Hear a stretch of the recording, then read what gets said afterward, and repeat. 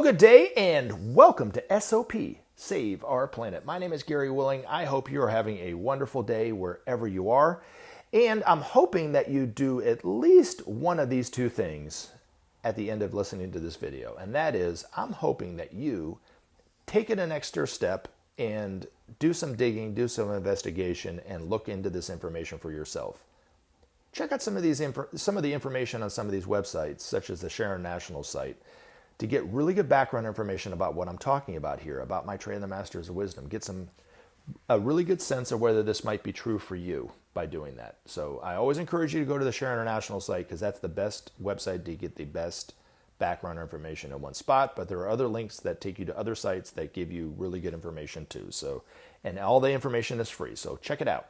The second thing I'm hoping that you do, because I love it when you do it, is join the discussion. Let me know what you think. Post a comment. If you have a question you want to ask me, post your question in the comments section, and then I'll do my absolute very best to try to answer it in the next video.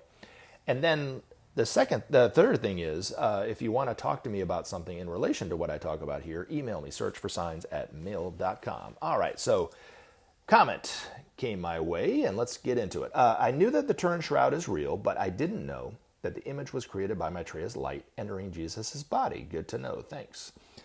Well, thank you for the comment. I don't, the word Turin Shroud or Shroud of Turin, whatever way you want to talk about it, less and less people know about it, because I've actually talked about it with people who are young, even people who are young and Christian, and they didn't know anything about it. Some of them did, but not really. And then those who didn't really take the time to really look into it to see if it was true for them. But at the beginning of these videos, there is 3 pictures of Jesus. The first one looks like a photographic negative. That's the actual photo of the Turin Shroud. And then the other 2 are more computer-generated imagery based off of that negative about how Jesus could have actually looked based off of the Shroud of Turin. But according to the Benjamin Creme's master, the Turin Shroud is authentic. It was actually the burial shroud of Jesus. And he also went on to say when Maitreya entered Jesus' body in the tomb, it created that imagery on the burial shroud. It's also been said when the Master Jesus is out known for who he is, after what I'm going to talk about, the Day of Declaration, which is the question that I'm about to try to answer, he'll be asked by a journalist, is this real? Is the Turin Shroud real? And he'll say, yes, it was it's the actual burial shroud that of his when he died after the cross, or died on the cross, and was buried in it and put in the tomb. But it's a wonderful miracle. And it's really the longest running miracle, really, to be honest. I don't know if it has any healing qualities if you look at it, but I'm sure it's got some kind of energy behind it. And the interesting thing, too, is, there's also this image of Maitreya's hand that appeared on a mirror in Barcelona, Spain. And it looks just like the Shroud of Turin. It looks like a 3D negative. Now, the image of Maitreya's hand on the mirror in Barcelona, Spain was actually photographed, and you can look at a photograph of it. If you go to the Sharon International site, they have a whole page dedicated to the image of Maitreya's hand on this mirror. But the Shroud of Turin, whether it's authentic or not, and I'm just playing the devil's advocate, I know it's authentic, but let's just say, for the sake of argument, it is or it isn't, right? The image of is the image of a negative, and this Shroud of Turin's been known about for hundreds of years, and hundreds of years before photography was even invented. So it's quite an extraordinary miracle in and of itself, and I would, if you don't know anything about it, definitely Google the Turin Shroud. If you had heard about it, decades ago and totally forgot about it, Google the Turin Shroud or the Shroud of Turin and really look into it and investigate it. It's quite extraordinary. But anyway, thank you very much for the comment. All right, let's get on to a question. Gary, do you feel in your gut that the Day of Declaration might happen next year? Because I do. Well, I don't really have a feeling in my gut either way about it, to be honest, Tim. But your guess is as good as mine. Now, intellectually, I would say, and I'm going to mention what the Day of Declaration is for those people who don't know anything about the Day of Declaration, because it's something to talk about, because it's a day like no other day, okay? But I would say intellectually, in order for the Day of Declaration to happen at whatever time it does happen, humanity is actually going to we're going to either be way better than we are in terms of creating justice and peace on this planet, or way worse because of commercialization and how that is helping to restrain humanity from bringing about justice and bringing about peace. And knowing what I know about humanity and human nature, I would say it would probably have to be the latter. Things would have to get a lot worse before the Day of Declaration would even happen. Now, not saying that, a year, from now, things won't get, bad enough to where it could happen, for sure, Because what's happening now, and I know you know this, Tim, but for those who don't know, is the systems are collapsing. The economic system is just collapsing. And the political system is collapsing. And it's not just in the United States, it's happening all over the world. And the powers that be, the so-called world leaders, are doing everything they can to maintain their power and control, because these systems that we've put in place and that have been in place for hundreds of years are there to support their power, and they're not there to support the people. But what most people don't know is that everything in life is energy. There isn't anything in life that isn't created by energy. The late, great Einstein theorized it. Some of our astrophysicists are starting to prove it in labs, but it is energy. That's all it is. And our structures, economic and political structures, are no different. They're created by energy too. And the energy that was used to create them, the energy of Pisces, over the last 2,000 years is starting to wane. So there's less and less energy to keep it supported and keep it, upright. So it's just collapsing. It's just collapsing again. It's just collapsing again. And even though it's built up, to where it kind of has the appearance of structure, it will eventually collapse again. And this time when it collapses, it will even be worse. This is based off of what Ben's master said. So do I think that it can get bad enough to where the Day of Declaration could happen next year? Absolutely. You know what I mean? But will it? I don't know. I mean, who knows? Like I said, your guess is as good as mine, my friend. But for those of us who don't know, what is the Day of Declaration? Well, I'll start by saying it is a day that will be like no other day before or no other day after. And what will it look like? What will bring about the Day of Declaration? Well, right now, Maitreya is speaking to humanity through our media in some way, and has given interviews on television all over the world, in the United States and other countries, in Europe and Russia and China and Central and South America, and probably even more than that now. But he's not claiming to be Maitreya. He's not claiming to be the Christ or the Imam Mahdi. He's just claiming to be an ordinary person. When he's being introduced by the interviewer, he's not being introduced as anything special. He's just being introduced as an ordinary person. They might not even know who he is, actually, And he's not using the name Maitreya, and he won't claim to be Maitreya until the Day of Declaration, until this day that Tim is referring to. But we'll start to recognize in this man the truth in what he's saying, the need for peace, and how to bring that about, is really mainly what it is, because nobody's talking about how to bring about peace. It's just more of the same, is what they're saying. So attack this country, that will bring about peace. Well, that's not bringing about peace, because it's never brought about peace. What Maitreya is going to say is only sharing will bring about justice, and only justice will bring about peace. There is no other option. There is no other way, right? So once we start to listen to a person on TV that's starting to talk like that, and we start to recognize the truth in what he's saying, more and more people will either recognize him as Maitreya, or if they don't know anything about Maitreya, they might recognize him by, as maybe possibly they're awaited teacher, like the Imam Mahdi or the Kalki Avatar or the Messiah or the Christ even, maybe for some Christians. Other people might be thinking he might be the Antichrist trying to fool everybody. I mean, there's going to be all sorts of opinions about who and what this man is, right? When he's really starting to be well known. Because right now he's not well known at all, right? Or at least recognized at all. But eventually more and more people will start to recognize him as Maitreya. And then the world's media, whether it's the local television stations or the national, offices, will be inundated with calls from people wanting to hear what he has to say. Like, give him an opportunity to speak.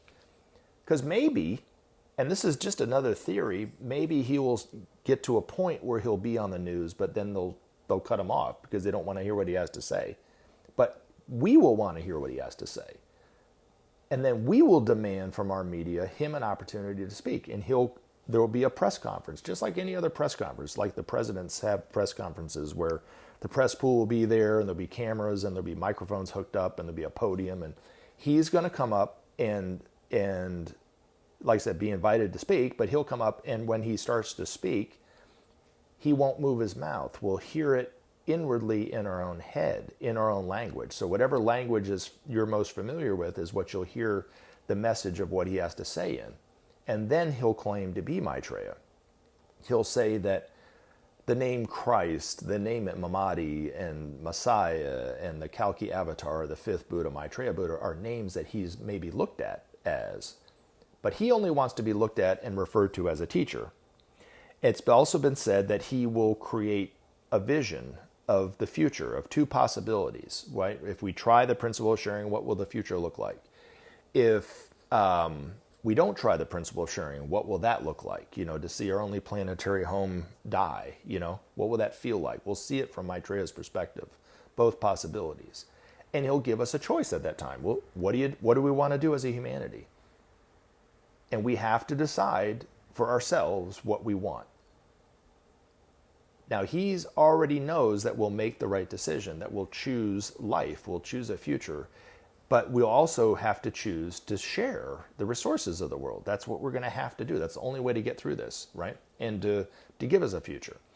But that's the day of declaration, right? And then Maitreya himself said it will be, his love will emanate so powerfully throughout all the world that each and every one of us will feel his love physically. He said it would be like he embraces all of us, and then there will be millions upon millions of spontaneous cures.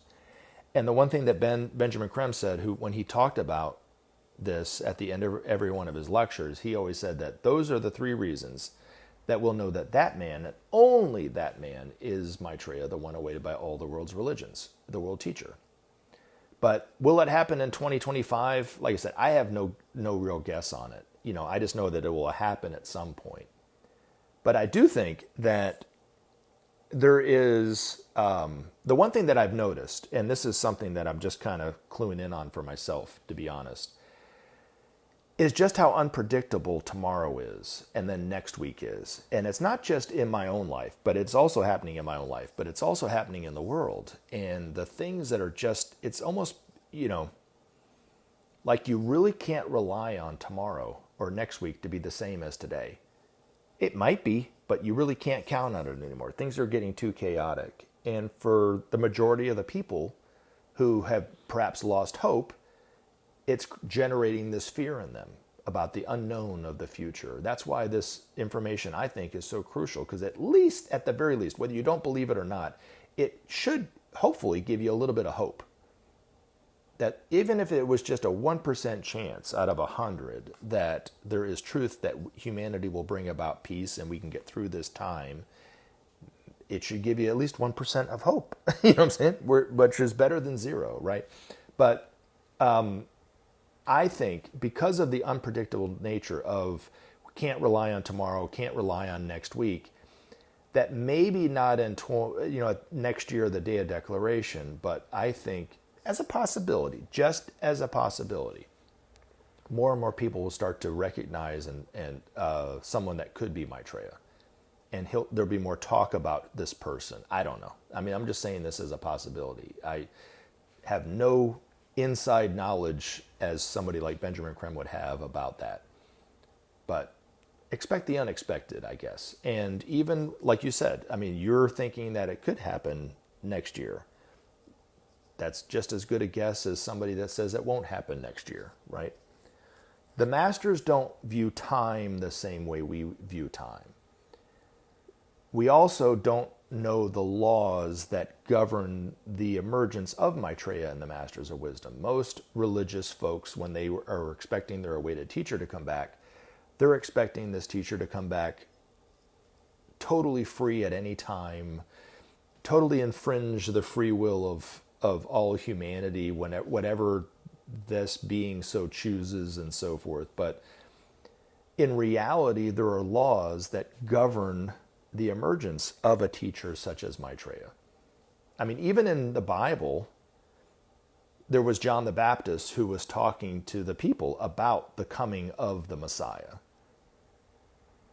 to help Jesus, to help prepare the way for Jesus to come into Palestine in that way, to be known and recognized as the Messiah. But we don't know exactly how long historically it was from when Jesus came on the scene before people started to recognize him as the Messiah. You know, because he never claimed, I don't think he ever claimed to be the Messiah to the people. He was just trying to be looked at as a teacher. That's why they always called him the rabbi, which is Jewish for teacher. And it wasn't until, historically written in the Bible, it wasn't until Peter said something about it that then Jesus said, he even said, you guys need to keep this a secret for a while. So he apparently was not going around claiming to be the Messiah. Why would he not claim to be the Messiah? Perhaps because of the same reason why we're not supposed to talk about Maitreya being Maitreya until he claims it. So that we allow the Christ principle within the hearts of others to experience and recognize who and what Maitreya is for them. It's the same thing that happened 2,000 years ago on a much smaller scale.